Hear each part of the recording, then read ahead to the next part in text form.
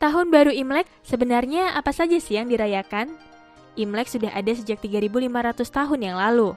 Awalnya Imlek merupakan festival penyambutan musim semi serta upacara mendoakan para dewa dan leluhur.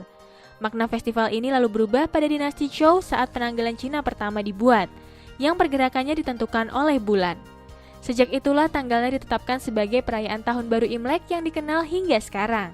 Masuki masa dinasti Wei, perayaan untuk upacara leluhur ini mulai berevolusi dan menjadi lebih meriah. Saat itu, persiapan Imlek biasanya dimulai 1 minggu sebelum Tahun Baru.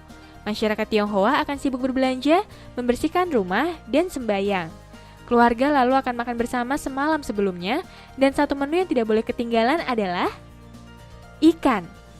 Dalam bahasa Mandarin, ikan adalah yu, yang juga berarti surplus. Jadi memakan ikan dipercaya mendatangkan kekayaan.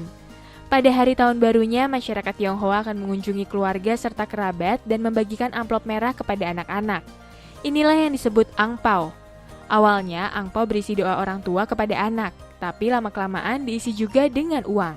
Kegiatan ini berlangsung selama 2 minggu dan ditutup dengan festival lampion serta memakan bola nasi ketan pada saat itu.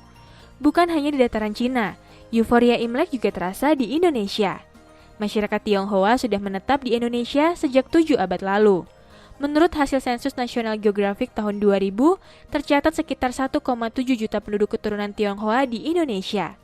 Maka tidak heran jika terdapat banyak tempat yang kental euforia Imleknya, seperti pecinan Petak 9 di Jakarta Barat yang sudah ada sejak tahun 1700-an. Ada juga kawasan pecinan di Singkawang. Dikenal sebagai kota 1000 kelenteng, penduduk etnis Tionghoanya sangat besar dan rata-rata memeluk kepercayaan Konghucu. Jadi perayaan Imlek adalah bagian penting dari kota ini dan bahkan menjadi tujuan wisata tersendiri. Kawasan yang ramai saat Imlek pun ikut mendorong perekonomian karena keuntungan berjualan di pecinan dapat naik 3 kali lipat dari biasanya. Melihat ramainya perayaan Imlek ini menjadi salah satu bukti multikulturalisme di Indonesia.